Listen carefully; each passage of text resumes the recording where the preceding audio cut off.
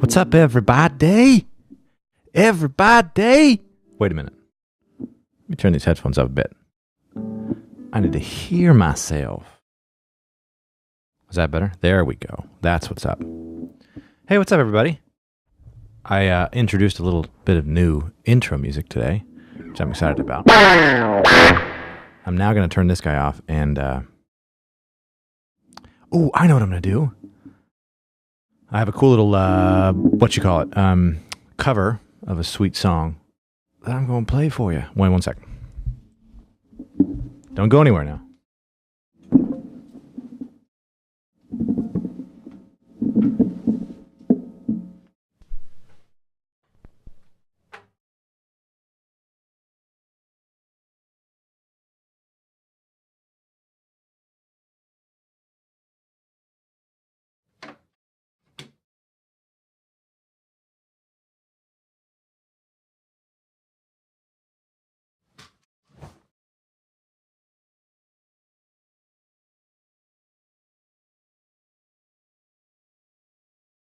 I think this is right.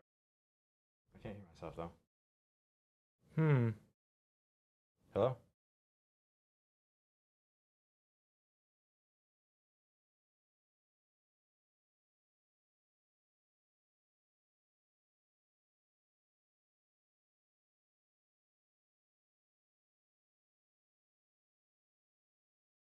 Is there any audio coming? Oh, yeah. It's the same thing as through here. The audio coming through. Through this microphone. Through this. Wait.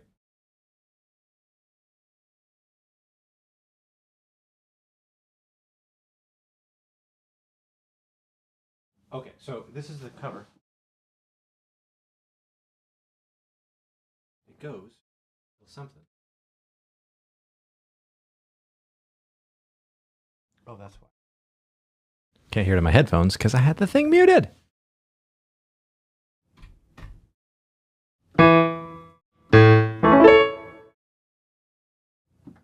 Okay, this is a song you may or may not recognize, and I apologize if my singing is terrible, because it probably will be.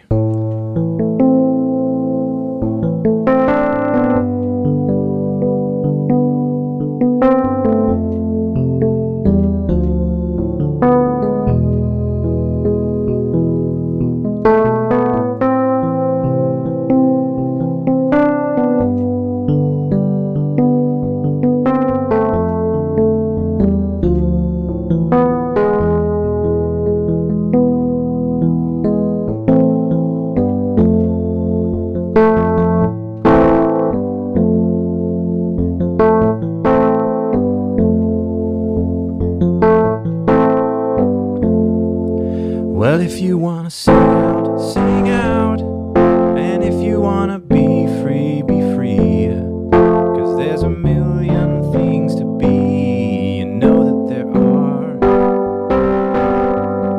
And if you wanna live high, and if you wanna live low, 'cause there's a million ways to go, you know that there are.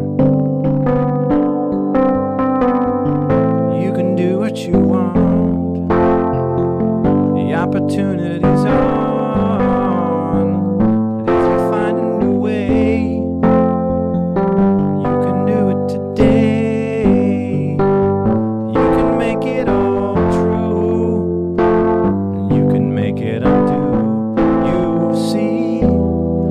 It's easy.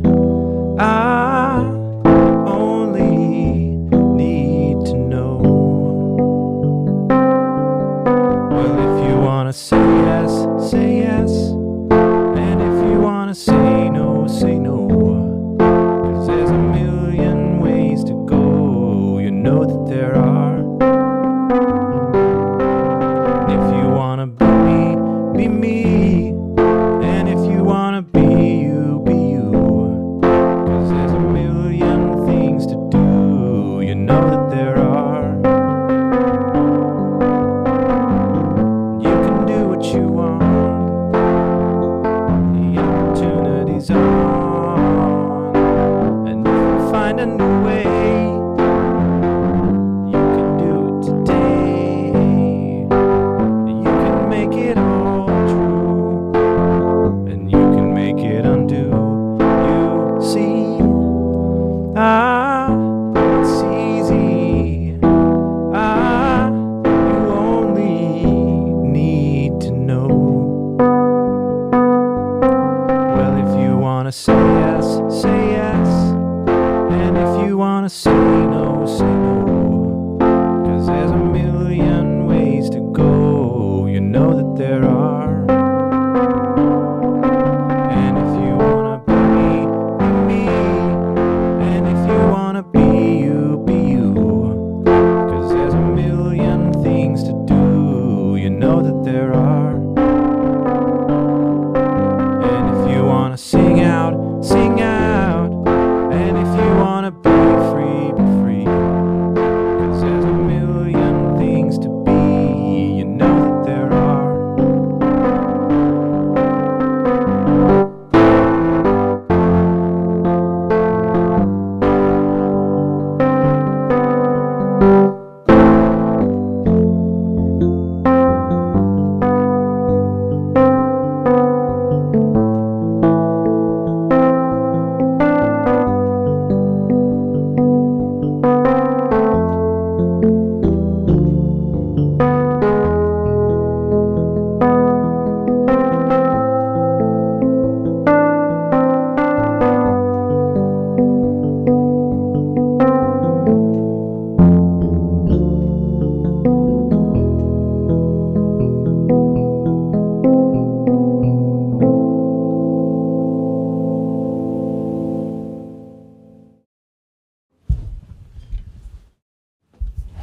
So anyway, that's what's up on that. I'm going to turn this guy down. It's kind of a fun little podcast, little cover. Picked it up. Actually, I've known that song for a long time, but I've never actually done a cover of it. And then just recently, I actually had that song requested. I got requested to do a cover of that song, so I did. It turned out pretty well. So,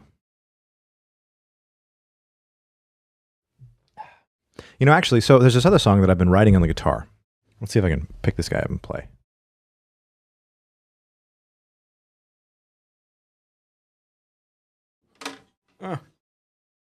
So many chords. These chords are everywhere, I swear. Now, I don't actually know if this guy's coming through. So let's see. Plugged in. I think it's this guy here.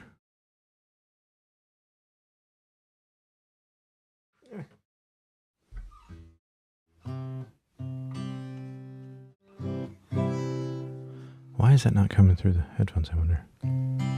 It's not muted. I think it is coming through the recording, though, so that should be okay. I think so. Anyway, it kind of goes like this.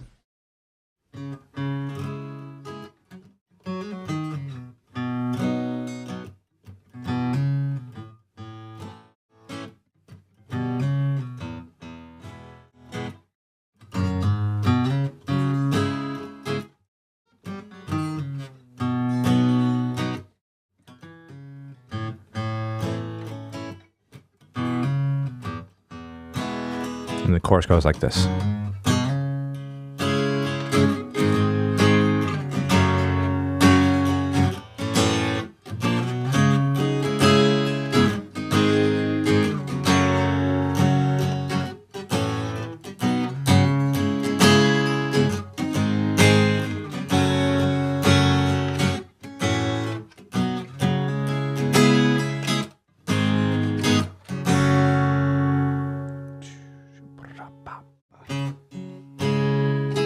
So I haven't written any words to it yet, but that's kind of the gist of the guitar part. And I'm really concerned as to why it's not actually coming through. But anyway, I think it actually did get it on the recording, so that's fine. But the cool thing is, Dennis wanted me to see if I could do it on the piano. So this is what that song sounds like on the piano. It's actually it's really cool. And I'm actually going to switch this to piano, so you can hear it.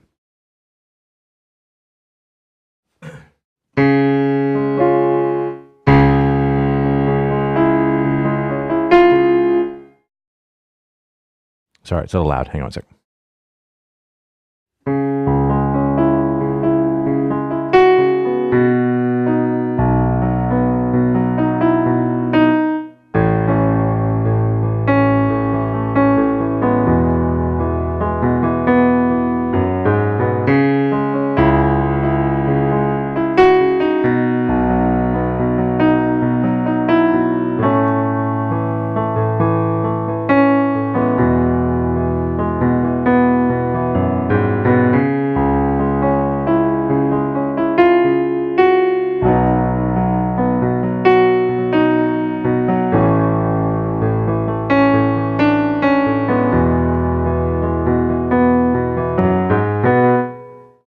So anyway, and then the chorus is basically the same chords. So it's kind of fun. I'm going to try and put some words to that one here in the next however long. But it's kind of a fun song. So man, I haven't posted an episode in a while, just to give you a little bit of an update on what's been going down in the kitchen, if you know what's up with that. And then just talk about some stuff that's been going on. So I kind of, well, I don't actually know if I'm allowed to say anything about that yet, but I've been getting back into the dating game. We'll say that. So I've been sort of putting myself out there a little bit. I don't know that I really ever took myself out of the dating game. it's kind of like, it's like there's a difference between completely pulling out of something and just stopping putting effort in, if that makes sense. So I never really pulled out of dating. I just sort of stopped trying. And we discovered this new dating app that's like Tinder, but it's kind of classier because the girl has to initiate all the conversation and stuff. And it actually has worked out pretty well for me so far. More on that later. But it's been good. Oh, good. Good. Just getting some emails from people. A lot of things have been sort of on my mind of late. Probably, I think partially, anytime you meet somebody new, you sort of get their take, their perspective on life. And I think it's interesting to compare, contrast, just look at the way people are doing things and see how it differs from the way you think and what you do.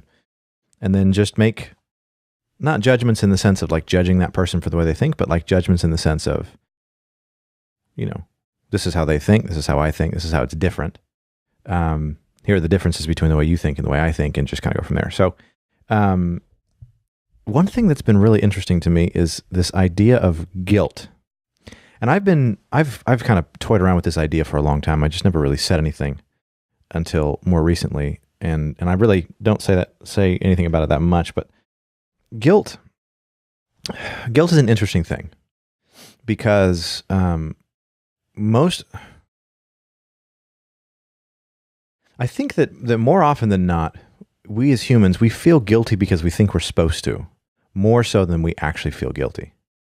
And I think that's kind of true in most situations, but I think there's like a spot where we actually are guilty, but I think that's mostly just we've been conditioned that we're supposed to be guilty in those situations, and so we feel a certain sense of guilt, but it's not really for the thing that we did, but rather for the way that we look now.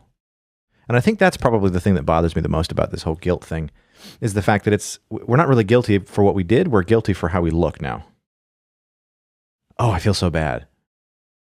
I feel so guilty. Why did I do that? When we're most of the time, in my experience, people that are guilty or that feel guilty, and I'm not talking about like guilty of murder, right? I'm talking about feeling guilty for having done something, like for cheating on your diet plan or I don't know, really just anything. A lot of times it has to do with like religious things, feeling guilty for having, in a relationship, you get a little bit more physical than a little bit quicker than you have in the past or something.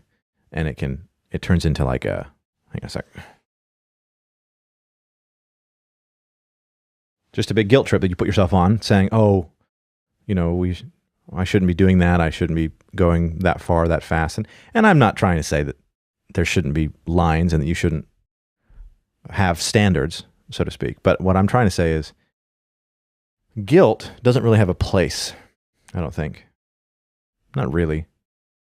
We talk about guilt as being like, guilt, I think, is something that's mostly for people who are trying to live a certain set of rules.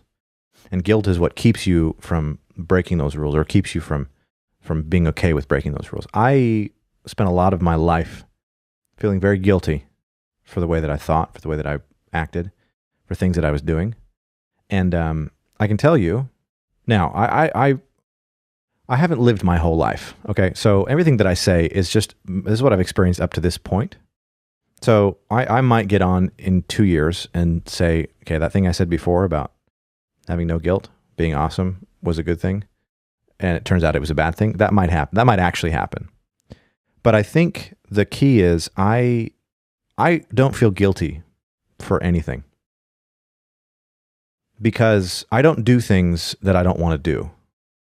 And I think the key here is, and you have to kind of hear what I'm saying here, the key is not, I don't feel guilty, I do whatever I want.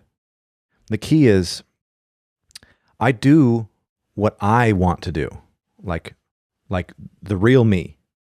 It's actually more of an honesty thing than it is anything else, I think. So instead of thinking of it like, oh, I'm doing all these things and I just don't care what people think. I care actually quite a bit what some people think.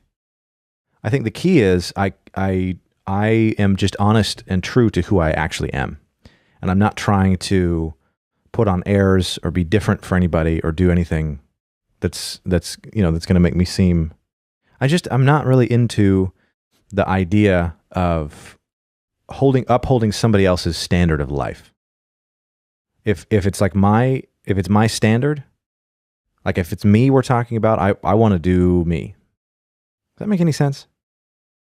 I don't like the guilt thing. And I honestly, it doesn't really matter what other people do. Like, you can feel guilty or whatever, and it doesn't really affect me per se.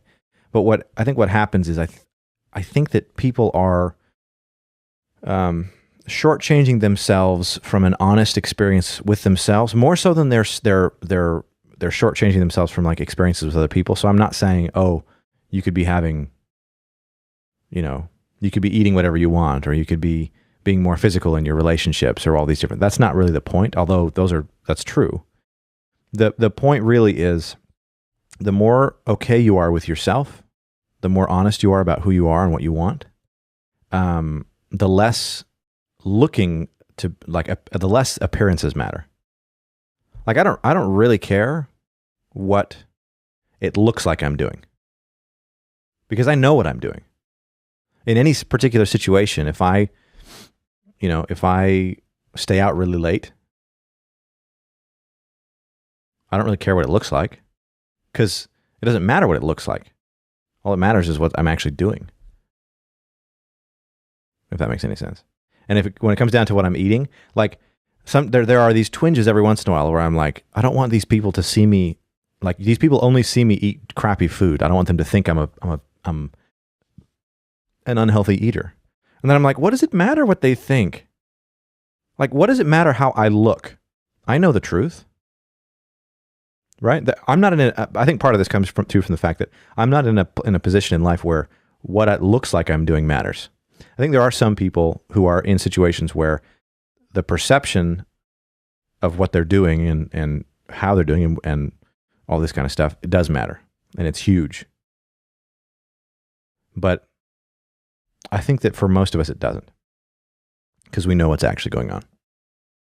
And I think actually from a philosophical standpoint, if we step back and stop talking about practicality and we talk about philosophy in general, I think it actually, I think at a core level, at a core level, none of us should care what it looks like we're doing.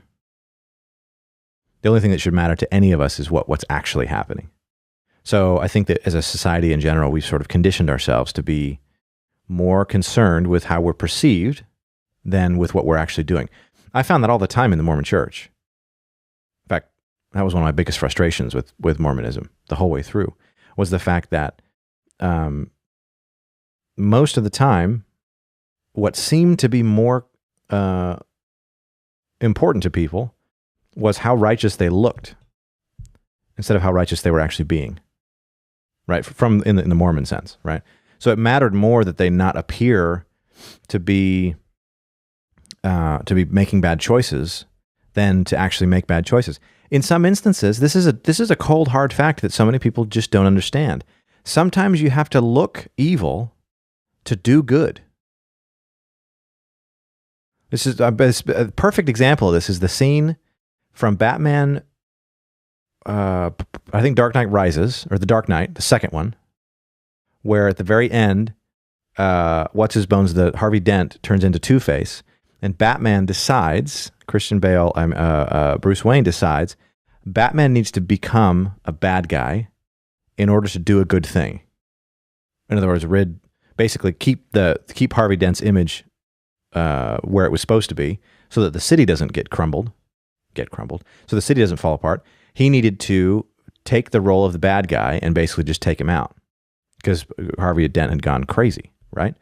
So instead of protecting his image, he protected the city, which was his whole goal in the first place. So it wasn't, and I know that's kind of a lame example, but that's kind of that's kind of what I'm getting at. We don't have to always think about what it looks like we're doing. In fact, I don't think we ever should.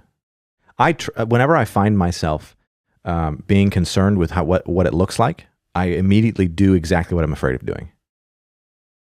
Right? Like, one thing that I struggle with all the time is I don't want my coaches and my teammates on the Muay Thai team at the boxing club to think that I want them to see me as a consistent and a dedicated trainee. I want them to see me as a teammate, as someone who shows up consistently.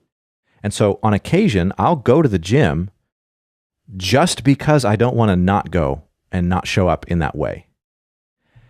And sometimes when I'm making a decision about whether going to the gym or doing something else that might be more important or that I might enjoy more, I'll make the choice to go to the gym mostly because I don't want people to see me as slacking off. Even though I'm not slacking off. Like, the truth is, when it comes to training, now, don't get it twisted. I 9.5 times out of 10, I will prefer a training session over any other activity. Right? That's truth. And if I don't show up, it's because either something else came along that's way, way more attractive, or I'm hurt. Right? And I've gotten to the point. There actually was a time when I wouldn't even let injury keep me from showing up. Which is dumb. If you're injured, don't train, because it's not good for you. It's not good for the other people. But more and more recently, I've started being okay with making choices, because here's the key, and this actually is true across pretty much everything in life. You have time. Like, today's class is not the most important class. The way you gain experience, the way you gain, and by the way, this is going to become a bigger topic of conversation that I'm going to dive into in a second, but the way that you progress is not in these little steps. Like, it's not today, it's the last 6 months, and it's the next 6 months, okay? So it's kind of like how some people are when they count calories, they're really concerned about the daily count. How did I do today? And it really bothers them if they go over or if they're too far under or whatever for the day. But they don't realize that that's not the way the body doesn't work on a daily schedule. The body works more, it's much closer to like a weekly schedule, or even like a bi-weekly schedule every couple of weeks. So when it comes to counting calories, you're actually much more likely to be successful. In my experience, I've been much more successful. That's how I'll put it.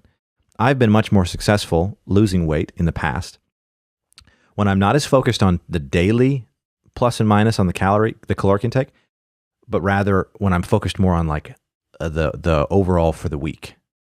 Am I over under for the week? So I might go over my calories one day, but then I might go over on my exercise another day, and it balances it out. Okay. And I think that's the same thing in general in life. Like for training for me, I'm not as concerned with this individual training session because I know there's going to be another training session tomorrow. And I know that there's going to be that same class next week, and I'm not going anywhere. Right? Now,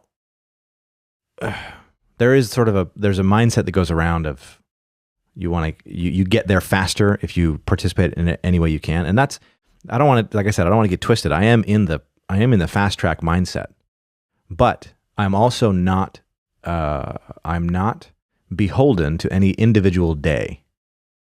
So like, I didn't go to training on Tuesday at all. Had a volleyball game. I normally don't train on Tuesday evenings anymore because I play volleyball, and the timing is just weird. But I didn't go to the noon class either, and there was a couple things going on. But I didn't I used to beat myself up over it. I'd be like, I didn't show up, and then I'd have to like have a conversation and drop into my coaches like why I wasn't there. And now they know that I'm coming. They know I'm going to show up. They get concerned if I don't, and they'll text me and say, hey, what's going on? But if I don't show up one day, that's not the end of the world to them, and it's not the end of the world to me.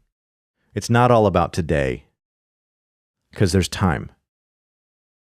So I think probably the key there is if you find yourself in situations where you're really, really on edge and really anxious about something that's happening today, just remember, like, there's tomorrow. There's next week.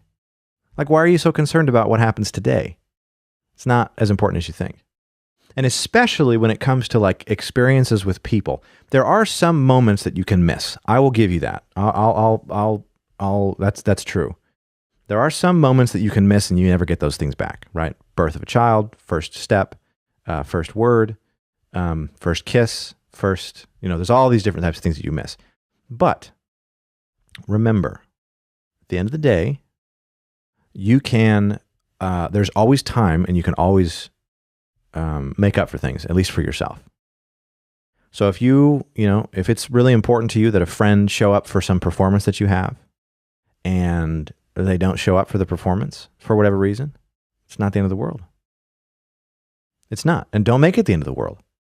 Because it's not, it's not the end of the world. It's just a thing. It didn't happen. You got plenty of time to still be friends. And there's no reason for you to get in a hissy fit and get pissed off about it. If a friend doesn't text you back right away, don't worry about it. They're going to text you back, right? And if they don't, they're not worth being your friend anyway. So I think everybody just needs to kind of chill out. Just relax. Here's another theory that's growing in me. And this is a theory because I don't have a lot of practical experience in this. I don't have varied practical experience in this, but I do have some. I have a little bit of practical experience in this. But this because it's theoretical at this point. We're going to see this. We're going to see how I can. Excuse me. I'm going to test this over the next 6 months or so. And it has to do with relationships, and it could be a romantic relationship. It could be a friendship. It could be a training relationship, a mentor-mentee relationship. There's two things I want to talk about that I've been thinking about the last couple of days. The first is the rush. And I mean the rush in the sense of urgency. There can be, in a lot of different relationships, there can be a sense of urgency around pushing for things to happen sooner, right? So you're in a friendship relationship and it's like, oh, I want to hang out with you. We should go do stuff. And you can try and almost force it in a romantic relationship. It can be like, oh, I want to see you every day. I always want to be with you. I always want to hang out with you. Or I want to kiss you as soon as possible. I want to hold your hand as soon as possible. I want to spend the night as soon as, like those kinds of things, right? I want to get to it. There's that angst. There's that drive to take it to that level. With a mentor or mentee, it's like You want to get to the point where you and your mentor are on good terms, like friendship terms, but also good professional terms, to where your mentor is giving you opportunities and helping you out in that sense, right? So you want to get to that next level. And I think that's true of everything. You always kind of want to get to that next level. But there's something different about relationships than skills that you're acquiring, languages you're trying to learn, things like that, where you can kind of hack the process, and the faster you get to what you're looking for, the better. With relationships, it seems to me, right? Again, I'm not an expert, but it seems to me that the more, I won't say slow, I'll say deliberate. The more deliberate you are, the better the experience for both parties in the long run. And what I mean by that is, sometimes it can be fun to get caught up in the rush and just run forward and just go crazy. But it's, this I do have experience on. My experience is the moments when things are so slowed down and deliberate, where it's not a rush. You're not trying to get to it so quickly. You're being very specific and very deliberate about it. Meaning, let's say for a relationship, instead of trying to rush towards having sex or anything like that, physically kissing each other or holding hands or going out, instead of trying to rush to that, if you're very specific about the journey getting there, the experience itself, it would seem, would be that much more pleasant and powerful, I think, and it would bring you together more. So I think the point there is to not rush. Just be deliberate. And in fact, there's this beautiful scene. So I'm watching Vikings the other day. I'm into season 4. And I think it's episode 5 or something, there's this beautiful scene. And if you've seen Vikings, and if you're watching season 4, you'll know what I'm talking about. But there's this scene where Ragnar, the main guy, is kind of seducing this other lady, this other woman. And the way he does it is so, like, there's so many, like, sex scenes in movies, and I think this happens in real life too, where it's so, there's like the build-up, the tension, and then it just breaks, and it's like floodgates. And it's like, you go and you wait, and finally then there's like the eyes lock, and they're like, yes, this is going down. Then they attach faces, and they just go crazy, and they're running into things, and they're jumping up on counters, and they're jumping into bed, and they're ripping their clothes off, and all this stuff's happening. And I think there's some benefit to that. There's, that could be fun. But for me, this scene, one of the downsides, let me back up a second. One of the downsides to that type of quickness is that you rush past the experience itself.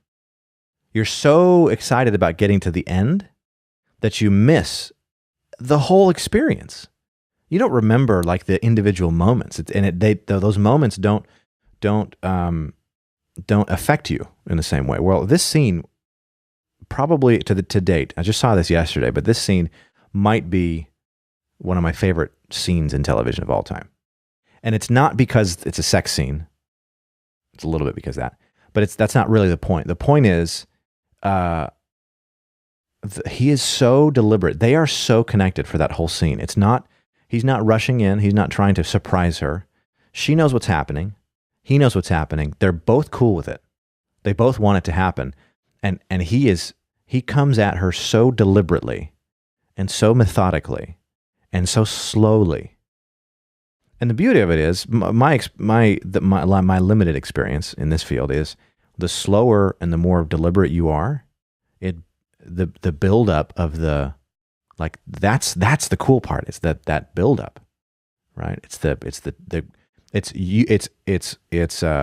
understanding the tension, whether it's physical or sexual or whatever, the tension between you and somebody else, and just playing those strings, just milking it for all it's worth, and just building that tension all the way up, but not you have this tension all built up. It's like a balloon that's full, and not just popping it, but slowly, like slowly going. I don't even know how to describe it. The thing is just don't. I think for me, the key is there's no rush. Don't get caught up in the rush because you're gonna miss the view. It's like if you drive the PCH, the Pacific Coast Highway, and you're trying to get from San Diego to San Francisco, and all you care about is getting to San Francisco. So you're like speeding up the PCH. You're missing the whole point. Right? You don't stop at any of the lookouts, you don't stop at any of the beaches, you just drive for 12 hours straight or however long it takes. You miss the whole point. Right? Whereas if you take your time, you're going to get there. It's okay. You're going to get there. But you just get to experience the whole process, and you get to break it all down, and the moments become eternities unto themselves instead of trying to rush in to the other things. And I think that to tie the guilt conversation in, I think that guilt causes us to think that we need to rush because we're afraid. I think that people in general are afraid that if they don't rush, that there's going to be a moment when they're doing whatever they're doing where they're going to come to. And I think this is a deep-seated subconscious fear. They're afraid they're going to come to and get really guilty, and then it's going to stop. So they're trying to build up all this momentum to get them past that if it does happen. And so they end up just running past the whole experience. I don't know. I could be making all that up. It seemed kind of cool. The other thing I want to talk about that's related to that is has to do more with. Hang on, let me get some water.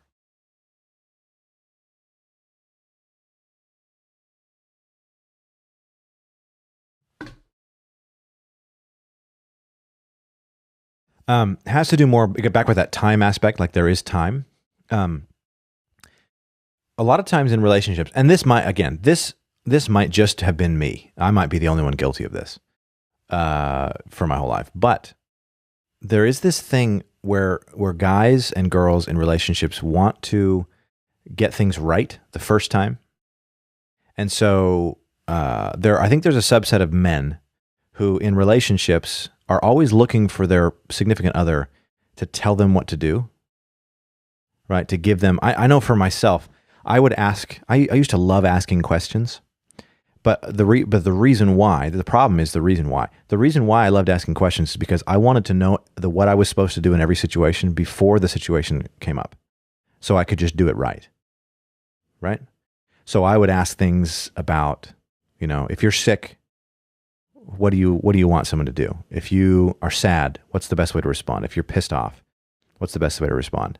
Right? All these things. And I was really, I've been pretty tactical about it. Like I don't ask those questions when somebody's mad or when somebody's sad. I ask those questions before or after, just to make sure, to get the right answer. But and I'll ask things like flowers or chocolates. I'll ask things like, what's your favorite type of food? All these different types of things, which is good to know, but but I would ask it not because I was curious to get to know the person, but rather because I wanted to be prepared so that I could do everything right. Because I didn't want there to be any situations. Why does this thing keep turning? I don't like it. There we go. I didn't want there to be any situations where I screwed up. Or I did the wrong thing, or I didn't do the best thing. Because I don't like that feeling of like, oh, thanks for trying. Right? I just didn't like that feeling. Well, recently, my mind has changed a little bit, and I'm, along with the idea that we have time and that there's no need to rush, I think that making mistakes, getting things wrong, and learning through experience, not necessarily through inquiry, is the way that it's supposed to be done. And what I mean by that is, I am, as I'm getting back into this dating thing, I am a lot less concerned about learning everything there is to know about a person beforehand, specifically so that I won't ever screw up. I'm much more concerned now with living in the moment experiencing the moment, and paying attention. Right? So instead of trying to create like a user guide for this person and then always going back to the user guide, I'm just paying attention to the person. And I'm letting her or him, depending on not like romantic relationship with a guy, but if it's like a friendship or whatever, I'm not as concerned with everything going perfectly. I'm more concerned with making sure that I'm paying attention because I'm more focused on the long-term play. I'm not as focused on, okay, I need to get it right now because I'm trying to do X, Y, Z in the next 2 weeks, right? Trying to take her to bed in the next 2 weeks. No, right? Trying to make a connection with somebody. Trying to actually make something that's going to last and really connect with somebody. So I'm not as concerned with, building this guide to getting it right, but rather I'm enjoying my time. I'm paying attention. And as things happen, I'm just trying things. I'm no longer afraid to get it wrong, I think is the big difference. And why should I be afraid to get it wrong? What happens if I get it wrong? You got it wrong. That's it. You learn from it, and then you come back again and you do it right the next time. So it's not as important that you get everything right the first time. And that I think goes back to fear. It goes back to the time thing, just not feeling like time is scarce, because it's not. We got plenty of time. Could do all the things. And guess what? Here's probably the hardest thing for people to swallow. It was the hardest thing for me to swallow, the hardest thing for me to really get through my head. If it turns out that for a romantic relationship, you start dating somebody, you get a couple weeks in, she gets really mad about something and you respond incorrectly. Okay? Meaning you respond wrong, you make the wrong choice, and she dumps you for it, or she doesn't want to be with you, or it just doesn't work out after that. Guess what? Should have been together anyway. That's not what you need.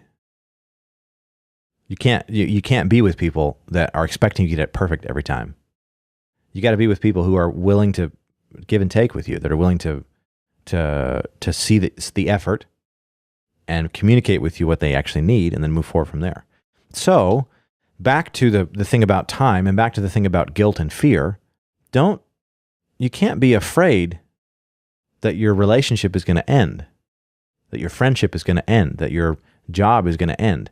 Because that's most likely going to be, if it does end, that's going to be the reason.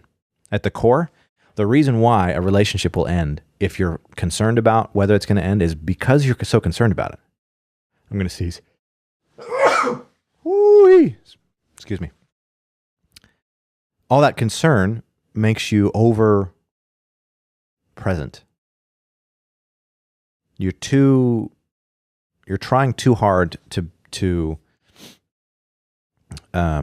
you're trying too hard to make it work, when it'll work if it works. Like it'll work. Just be you. Be natural. Don't try and say the right thing. Say what you want to say. Say what you need to say, to quote good old Johnny Mayer. Just do you. And if it doesn't work out with the girl, it's not because you didn't do it right. It's because you weren't compatible to begin with. Or because she's crazy. Or because you're crazy. It could be any of those things. The truth is, I think statistically, there is somebody that can handle you. Statistically speaking, there's enough people in this world that there is somebody out there who can handle you being you and is excited about it. And, by the way, added bonus, that you like what they do. Right? So there's no reason for you to spend your time and waste your time trying to be something else, trying to say things the way that someone wants to hear them. Now, there's a small caveat there, because I believe very strongly in the love languages theory and principle. But I think the point is actually moot, because if you're in a relationship with someone that you actually care about and you're paying attention, I think there's okay, so let me see if I can explain this, because this is coming out stream of thought. I've never actually formed this into words yet. I think there's a difference between the way that you show affection, between your love language, the way that you express your love language, and the way that you express your love language with someone that you care about. Because I don't actually believe that people who really care about the other person are concerned about themselves. Because I think that's the definition of being concerned about somebody or caring about somebody else, is that you're not as concerned about you, you're concerned about them. Right? So the line that we have to walk is you got to do you got to be you, you got to be you, you got to be true to yourself. But at the same time, you have to, if you're in a relationship with someone that you care about, you have to pay attention to the stuff that they like, and you will get satisfaction yourself out of giving them what they like.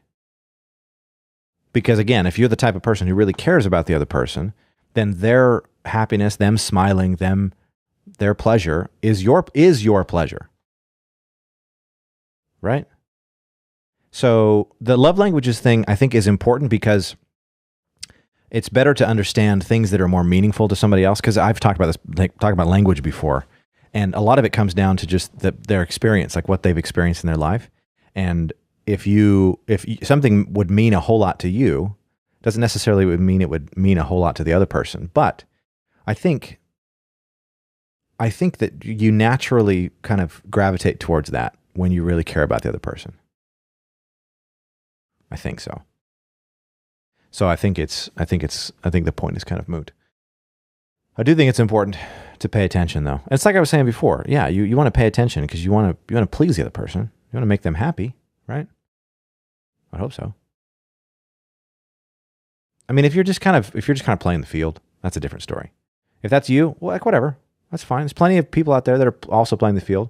Plenty of people that are cool with that. There's nothing wrong with that. But I'm talking about long-term play. Like making the long-term play. If you're one of the guys who's more concerned about connection and long-term intimacy and really being close with somebody, like I am, sounds so sappy and girly, but it's true. It's the truth. It's me. I'll leg kick you for days. You want to fight? I'll fight you. So don't get it twisted. Boy. That's me being the thug. Yeah, that's what I'm into. I'm not into the whole idea, and this could be my Mormon upbringing, that my Mormon guilt that's coming back to sort of haunt me. But I'm not into like quick, like quick fix. Like I'm not into just going to bars and picking up girls and sleeping with a different girl every night and like spreading myself around. Like I'm not really into that. Like the idea of it. Number one, I wouldn't even know how. I don't think I have that kind of game. But again, I don't think it's bad. It's what you want. It's your thing. Some people want to do that, and that's fine. And the problem is when the person that's like that ends up meeting somebody who doesn't want the short game, but wants the long game, and there's miscommunication. But that's a communication error, not a personality error. Because there are plenty of guys who want to play the field. There are plenty of girls who are cool being played. They just want to have fun. That's fine. There's nothing wrong with that. So yeah, I think that's important. Got to be good.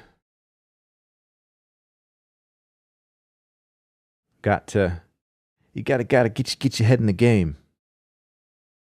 Ooh. Speaking of relationships or cultivating relationships, I'm going to send a text. I'm going to send it right now. She's tired.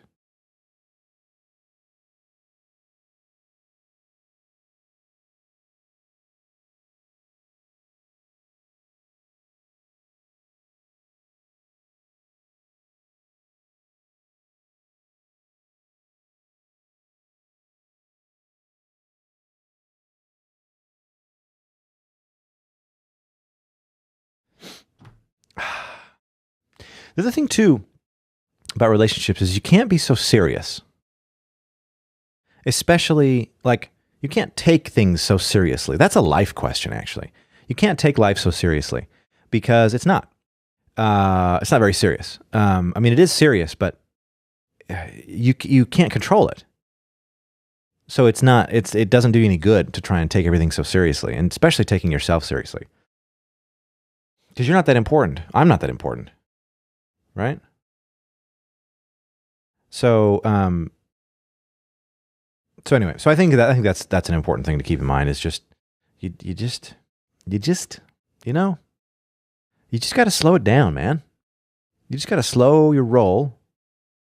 You just got to take it easy, zen out a little bit, stop running around like a crazy person, and just think for a second, just chill out and do your thing. And guess what? I know a lot of people that are going to see this or might see this. We're almost an hour into this, so the chances of anybody seeing this part of the podcast are slim to none. The crazy part about the whole thing is you don't have to agree with anything that I've said, like the specific examples. But what I'm saying is true, right? Like, you don't have to be, you might not agree with me that if somebody wants to go play the field, that they should just go pick up girls in bars or pick up guys in bars. You might have your reasons, you might have religious reasons, you might have moral reasons, whatever. And that's fine. It doesn't really matter. I respect you. You can have whatever beliefs you want. At the end of the day, objectively speaking, it's not a problem.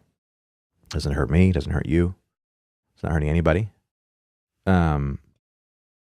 Except it might hurt people who are putting themselves in situations to get hurt by that, but it's kind of their fault. I mean, I know that sounds harsh, but you got to learn to operate in the world that we live in. Like, of course, if you're at a bar, if you're a girl and you're at a bar and you're hanging out, and a guy comes over and asks you to buy you a drink, one of two things is happening. One, you're going to sleep with him that night. It's one of three things. One, you're going to sleep with him that night. Two, you're going to tell him to back off and never going to talk to him again, or some version of that. Or three, you guys are going to get to know each other a little bit, right? And you might go out with him later. So 66%, there's a 66% chance that if you see a dude at a bar, you're going to be hanging out with him again. And you know that the dudes at the bars are way more likely to be in it for a one-night stand than anything else. So if you're at a bar, if you get picked up at a bar, what are you expecting? I think what I'm trying to say there is more the girls that do get picked up at bars aren't so fragile. They know what they're doing, and it's fine. That's the point. Anyway, let me wrap this up a little bit. The whole point, I think, of today's episode is be true to you. Be honest. Don't be so caught up with guilt, and don't be so like don't try and be so fast about things. So, like, don't get caught up with, oh, this is bad, this is wrong for whatever reason. Just do what you want to do. But remember that if you try and force it and go too quickly, you're gonna miss the best parts. So let things take time. Take time to do it right. When you're writing a report, you know that if you write a report the night before it's due, it's not going to be as good as if you spent 6 months on it, or 3 months on it, or however long you had for it, right? So just use that same sort of approach, and I think it will be good. It will be good, skis. I'm super excited. This weekend, probably tomorrow, maybe on Sunday, we're going to be recording an episode with my good friend Artyom Sharoshkin, or as the English speakers like to say, Artem Sharoshkin. He's the owner of the boxing club here in San Diego, former professional Muay Thai fighter. Currently, he's a trainer, like I said, owner at the boxing club. He actually was just featured in an article here in San Diego it's like a 30 under 30 kind of thing, except he's 30 now. Very successful, very cool guy. Born and raised in Russia, came over here, has really made a name for himself. Came over when he was like 17, 18, something like that.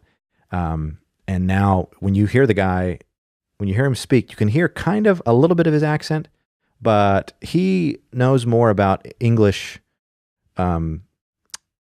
colloquialisms, I think, than I do. He's an impressive specimen. So we'll get on, we'll talk. We're going to talk about some fighting stuff. We might talk about some business stuff. Probably talk about life and relationships. He actually is the one that introduced me to this new app. So I'm sure we're going to talk about that. And I think if we can swing it, we're going to get Dennis on here as well to provide his insights, which will be awesome. I'm really excited for the new setup. Oh, by the way, I don't think I told you about this. No, bear with me here. I have more addition to the setup. I replaced the Mackie thing, the whatchamacallit thingy, the mixer, with a Firewire mixer, because this way when I'm recording music, I can record all the channels separately into a GarageBand track, which means I can control them, manipulate them a little bit easier. And then this is what's cool.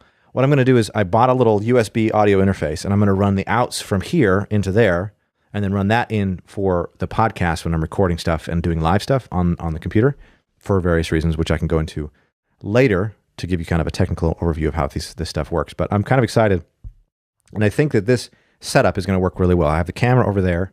We'll have main guest, whoever that's going to be on here, which we're not actually going to have as many on as soon as I would have liked, but we'll have the main guest here, and then Dennis will probably just sit right over there, and he'll lend his voice, but maybe not be featured as much. I mean, Dennis, obviously, when he's on, when it's just me and him, he'll sit here, but we'll put Dennis down there. Nothing against Dennis. Love the dude. But if it comes down to like a third guest versus Dennis tends to kind of look like he's drunk or stoned anyway. Yeah. So we'll put him down there. But it'll be fun. I'm excited to kind of see this grow. I actually just watched, well, I'll part with this thought. Gary Vaynerchuk just put up a video, his first piece of content he put on the internet from Wine Library TV. This is like 10, 15 years ago. And he said, "This is my first piece of content that I ever put out on the internet. Don't give up and just understand that you can realize your dreams." And I watched the video, and it's interesting to see the journey that he's been on and what he's been able to accomplish, and just the difference in how he presents himself in general. It's just cool to kind of see, yeah, you know, like everybody starts somewhere, and he basically just turned a camcorder on and started recording. So I'm excited for what's going to happen with this podcast. I'm excited for all the pieces of it.